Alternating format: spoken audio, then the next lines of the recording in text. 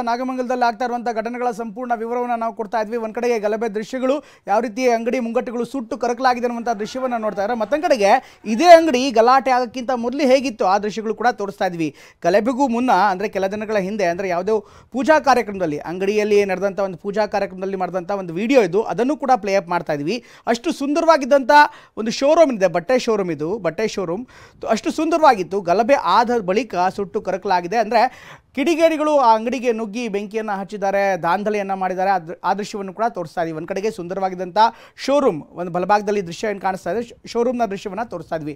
ಮತ್ತೊಂದು ಕಡೆಗೆ ಗಲಾಟೆ ಆದ ಬಳಿಕ ಯಾವ ರೀತಿ ಆ ಒಂದು ದೃಶ್ಯ ಕಾಣಿಸ್ತಾ ಇದೆ, ಅಂಗಡಿ ಮುಂಗಟ್ಟುಗಳು ಸಂಪೂರ್ಣವಾಗಿ ಹಾಳಾಗೋಗ್ಬಿಟ್ಟಿದೆ, ಸುಟ್ಟು ಕರಕಲಾಗಿದೆ. ಇದೆಲ್ಲದರ ದೃಶ್ಯವನ್ನು ಕೂಡ ನೀವು ನೋಡ್ತಾ ಇದ್ದೀರಾ. ಹೀಗಾಗಿ ಅಲ್ಲಿ ನಿನ್ನೆ ಯಾವ ಪರಿಸ್ಥಿತಿ ಇತ್ತು, ಎಷ್ಟು ಭೀಕರವಾದಂಥ ಗಲಾಟೆ ಆಗಿತ್ತು, ಪರಿಸ್ಥಿತಿ ಕೈಮೀರಿ ಹೇಗೆ ಹೋಗಿತ್ತು, ಅದೆಲ್ಲದರ ವಿವರಗಳು ಈ ದೃಶ್ಯಗಳಿಂದಲೇ ಗೊತ್ತಾಗುತ್ತೆ. ಅಷ್ಟು ಸಾಕಷ್ಟು ಹಿಂಸಾಚಾರ ಆಗಿದೆ, ಅಷ್ಟು ಗಲಾಟೆಗಳಾಗಿದೆ. ಇಷ್ಟಾದರೂ ಕೂಡ ಪರಿಸ್ಥಿತಿಯನ್ನು ನಿಭಾಯಿಸೋದಕ್ಕೆ ಪೊಲೀಸರು ಹರಸಾಹಸವನ್ನು ಪಟ್ಟಂಥ ಪರಿಸ್ಥಿತಿ ಅಲ್ಲಿ ಉಂಟಾಗಿತ್ತು. ಒಂದು ಕಡೆ ದೃಶ್ಯ ನೋಡ್ತಾ ಇದ್ದಾರೆ, ಅಂಗಡಿ ಮುಂಗಟ್ಟುಗಳು ತುಂಬ ಸುಂದರವಾಗಿದ್ದಂಥ ದೃಶ್ಯಗಳನ್ನು ಕೂಡ ನೋಡ್ತಾ ಇದ್ದಾರೆ.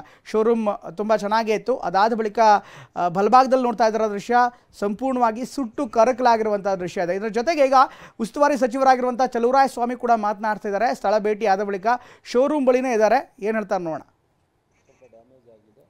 ಅವರಾಗಿ ಬಂದು ಅಲ್ಲಿ ಇಲ್ಲಿ ನಿಲ್ಲಿಸಿದ ಬೈಕಿಗೆ ಬೆಂಕಿ ಹಾಕಿರೋದ್ರಿಂದ ಇಂಥವ್ರದ್ದೇ ಬೈಕು ಅಂತೇಳಿ ಐಡೆಂಟಿಫೈ ಮಾಡಲಿಕ್ಕೆ ಕಷ್ಟ ಆಗ್ತಾಯಿದೆ. ಅದೊಂದು 2-3 ದಿವಸ ಟೈಮ್ ತೊಗೊಳುತ್ತೆ. ಅದಾದಮೇಲೆ ಬೈಕ್ದು ಇದಾಗುತ್ತೆ, ಇನ್ಶೂರೆನ್ಸ್ ಇದೆಯಾ ಇಲ್ವಾ, ಯಾರ್ದು ಏನು ಅನ್ನೋದನ್ನು ಒಂದು ಮಾಡ್ತೀವಿ. ಅಂಗಡಿಯವ್ರದ್ದೆಲ್ಲ ಕಂಪ್ಲೀಟ್ 19-20 ಅಂಗಡಿಗಳು ಲೆಕ್ಕ ಸಿಕ್ಕಿದೆ. ಅದು ಸಾಯಂಕಾಲ ಅಥವಾ ನಾಳೆ ಬೆಳಗ್ಗೆ ಒಳಗಡೆ ಎಸ್ಟಿಮೇಟ್ ಮಾಡಿಕೊಡ್ಲಿಕ್ಕೆ ಹೇಳಿದ್ದೀನಿ. CM ರಾತ್ರಿನೂ ಸಹ ನನಗೆ 12:15 ಫೋನ್ ಮಾಡಿ ಮಾತನಾಡಿದರು. ನಮ್ಮ ಯತೀಂದ್ರ ಅಂತೇಳಿ ಹಿಂದೆ SP ಇದ್ರು ಇಲ್ಲೇ, ಅವರು ADGP ಲ್ಯಾಂಡ್ ಆಡಿದ್ದಾರೆ, ಅವರನ್ನು ರಾತ್ರಿಯಲ್ಲೇ ಕಳಿಸಿದರು. ಸೊ ನಾನು ಅವ್ರ ಜೊತೆ ಮಾತನಾಡಿದ್ದೆ. ನಮ್ಮ ಮೈಸೂರು IG ಬೋರ್ಲಿಂಗಯ್ಯನವರು ಸಹ ಇವಾಗಲೂ ಇಲ್ಲೇ ಇದ್ದಾರೆ, ADGPನೂ ಇಲ್ಲೇ ಇದ್ದಾರೆ. ಸೊ ಹಾಗಾಗಿ ಸಂಪೂರ್ಣವಾಗಿ ಈಗ ಕಂಟ್ರೋಲಿಗೆ ಬಂದಿದೆ ಅನ್ನೋದು ನಿಮಗೂ ಗೊತ್ತಿದೆ. ಸೊ ಕಂಟ್ರೋಲಿಗೆ ಬಂದಿದೆ. ಮತ್ತೆ ಏನೂ ಆಗದಂಗೆ ನೋಡ್ಕೊಳ್ಳೋ ಅಂಥ ಎಲ್ಲ ಕ್ರಮವನ್ನು, ಎಚ್ಚರಿಕೆಯನ್ನು ಜಿಲ್ಲಾ ಆಡಳಿತ ಸಂಪೂರ್ಣವಾಗಿ ತಗೊಂಡಿದೆ. ಸೊ ಎಷ್ಟು ಪೊಲೀಸ್ ಮೆನ್ಗಳು ಬೇಕೋ ಸಫಿಷಿಯೆಂಟಾಗಿ ಹಾಕ್ಕೊಂಡಿದ್ದಾರೆ. ಸೊ ಯಾವುದೇ ಸಾರ್ವಜನಿಕರು ಭಯ ಪಡುವಂಥ ವಾತಾವರಣದ ಬಿಟ್ಟಿಲ್ಲ. ಇನ್ನು ಮುಂದೆ ಎಲ್ಲರೂ ಸಹ ದಿನಚರಿಗಳನ್ನ ಆರಂಭ ಮಾಡ್ಬೋದು. ಸೊ ಆ ಥರದ ಯಾವುದಾದ್ರು ಸಣ್ಣ ಪುಟ್ಟ ಎಲ್ಲೇ ಇನ್ಸಿಡೆಂಟ್ ಇದ್ರೂ ಪೊಲೀಸ್ ಅಧಿಕಾರಿಗಳು ಪೂರ್ಣ ಪ್ರಮಾಣದ ನಿಯಂತ್ರಣ ಬರೋವರೆಗೂ SP ಅವರು DC ಅವರು ಇದನ್ನು ಮಾನಿಟರ್ ಮಾಡ್ತಾರೆ. ಮತ್ತು ಪರಿಹಾರವನ್ನು ನಾನು ಮುಖ್ಯಮಂತ್ರಿಗಳ ಜೊತೆ ಸಾಯಂಕಾಲ ಹೋಗಿ ಮಾತನಾಡಿ ಏನು ಪರಿಹಾರ ಕೊಡಲಿಕ್ಕೆ ಸರ್ಕಾರದಿಂದ ಸಾಧ್ಯ, ಅಂಗಡಿಗಳು ಮತ್ತು ಬೈಕ್ಗಳು ಡ್ಯಾಮೇಜ್ ಆಗಿರೋದಕ್ಕೆ ಪರಿಹಾರವನ್ನು ನಾನು ನಂತರ ಮುಖ್ಯಮಂತ್ರಿಗಳ ಜೊತೆ ಮಾತಾಡಿದ ಮೇಲೆ ಇಂಡಿವಿಜುವಲ್ ಆಗಿ ರಿಪೋರ್ಟ್ ತರಿಸ್ಕೊಂಡು ಪರಿಹಾರವನ್ನು ಕೊಡ್ತೀವಿ. ನಾನು ವೈಯಕ್ತಿಕವಾಗೂ ಒಂದಷ್ಟು ಪರಿಹಾರ ಕೊಡಬೇಕು ಅಂತ ತೀರ್ಮಾನ ಮಾಡಿದ್ದೀನಿ.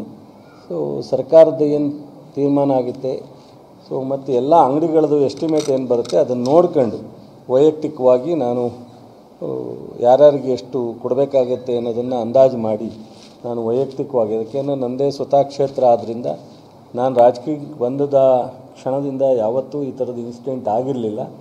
ಇದೊಂದು ನನಗೆ ಭಾಳ ನವೀನ ಸಂಗತಿ, ತುಂಬ ಬೇಜಾರಾಗಿದೆ. ಬಟ್ ದುರಾದೃಷ್ಟ. ಸೊ ನಾವು ಆದದನ್ನ ಚರ್ಚೆ ಮಾಡೋದಕ್ಕಿಂತ ಮುಂದೆ ಯಾವುದೇ ಇನ್ಸಿಡೆಂಟ್ ಆಗದಂಗೆ ಮತ್ತು ಅವ್ರಿಗೇನಾದ್ರು ಒಂದಷ್ಟು ಸರ್ಕಾರ ಮತ್ತು ನಾನು ವೈಯಕ್ತಿಕವಾಗಿ ಅವ್ರಿಗೆ ಒಂದಷ್ಟು ಸಹಕಾರಕ್ಕೆ ಹೋಗಬೇಕು ಅನ್ನೋದು ನನ್ನಿದು.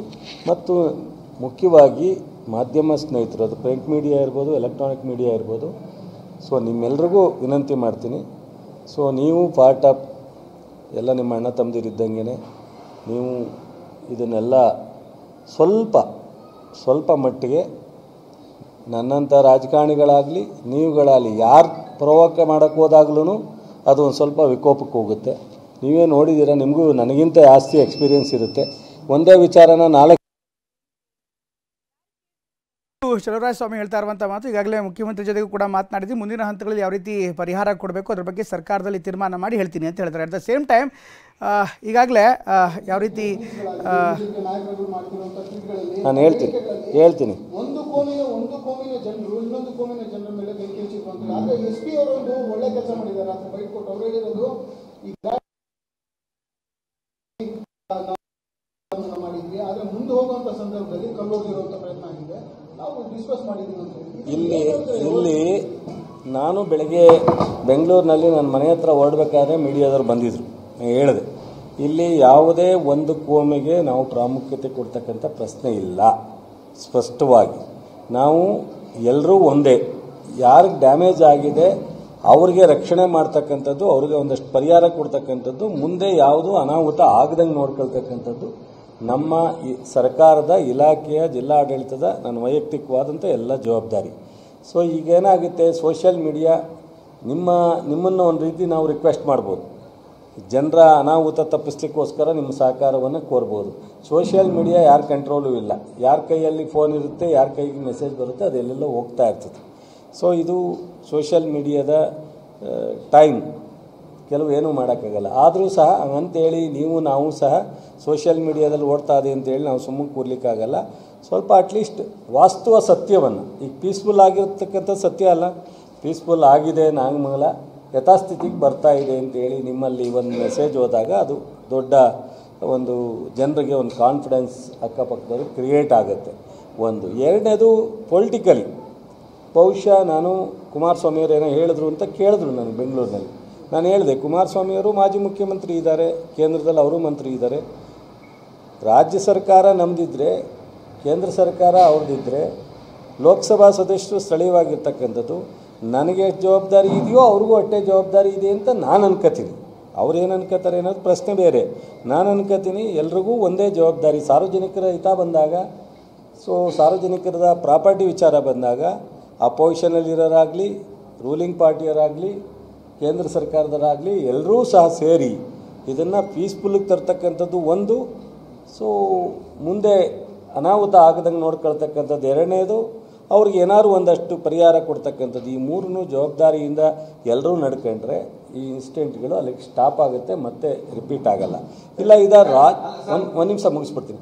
ಇದನ್ನು ರಾಜಕೀಯವಾಗೇ ನಾವು ಸ್ಟೇಟ್ಮೆಂಟ್ ಮಾಡ್ತೀವಿ ಅಂದರೆ ನಾನು ದೇವರವ್ರಿಗೆ ಒಳ್ಳೇದು ಮಾಡಲಿ ಅಂತ ಹೇಳ್ತೀನಿ. ನಾನು ರಾಜಕೀಯವಾಗಿ ಅವ್ರಿಗೆ ಕೌಂಟ್ರ್ ಮಾಡಲಿಕ್ಕೆ, ಸ್ಟೇಟ್ಮೆಂಟ್ ಮಾಡಲಿಕ್ಕೆ ಹೋಗಲ್ಲ. ನಾನು ಈ ವಿಷಯನ ರಾಜಕೀಯವಾಗಿ ಬೆಳೆಸ್ಕೊಳ್ಳಿಕ್ಕೆ ಹೋಗಲ್ಲ. ನನಗೆ ಯಾರು ತಪ್ಪು ಮಾಡಿದ್ದಾರೆ ಅವರನ್ನು ಕ್ರಮ ತಗೊಳ್ಳಿಕ್ಕೆ ನಾನು ಇಲ್ಲೇ SP ಅವರು ಇದ್ದಾರೆ, ಸಂಪೂರ್ಣವಾಗಿ ಅವರಿಗೆ ನೆನ್ನೆ CM ರಾತ್ರಿ 12ವರೆಲ್ಲೂ ಮಾತನಾಡಿದ್ರು, ಗೃಹ ಸಚಿವರು ಮಾತನಾಡಿದ್ದಾರೆ.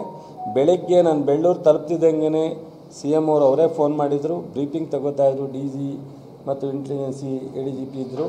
ಸೊ ನನ್ನ ಹತ್ರ ಮಾತನಾಡಿದ್ದಾರೆ.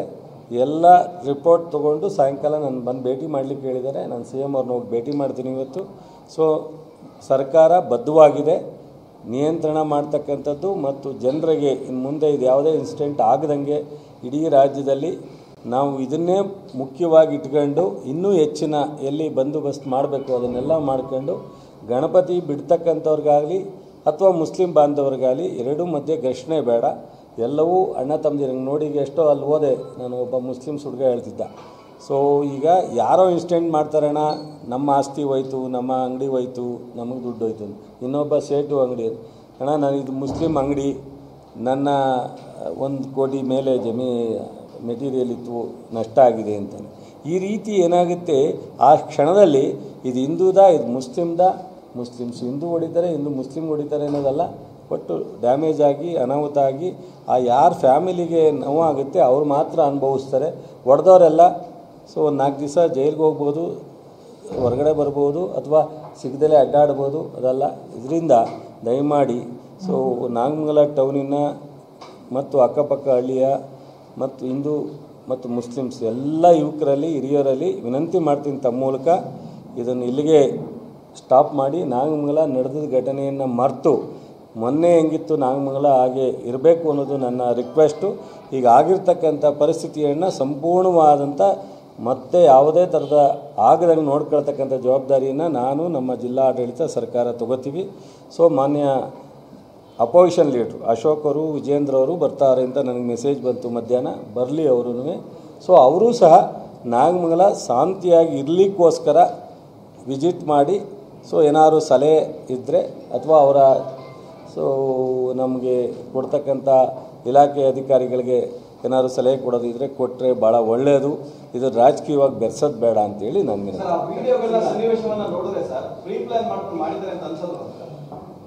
ನೋಡೋಣ. ನಾನು ಒಂದು CM ಹತ್ರ ಮಾತಾಡಿ ಇದನ್ನು ಜಿಲ್ಲಾಧಿಕಾರಿಗಳು ಪೊಲೀಸ್ ವರಿಷ್ಠಾಧಿಕಾರಿಗಳು ಇಬ್ಬರು ಇಲ್ಲೇ ಇದ್ದಾರೆ, ಒಂದು ಎನ್ಕ್ವೈರಿನೂ ಸಹ ಮಾಡಿಸ್ತೀವಿ.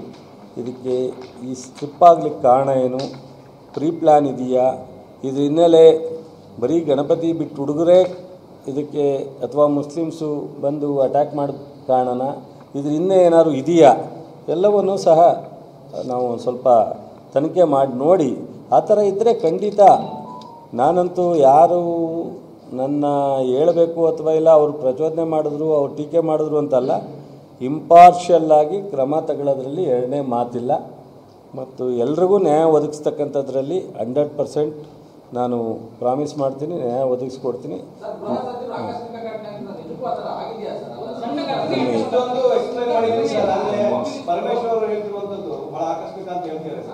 ಈಗ ಸ್ಟಾರ್ಟ್ ಆದದ್ದು ಆಕಸ್ಮಿಕನೇ, ಆದಮೇಲೆ ಒಂದು ಸ್ವಲ್ಪ ಮೇಜರಾಗಿ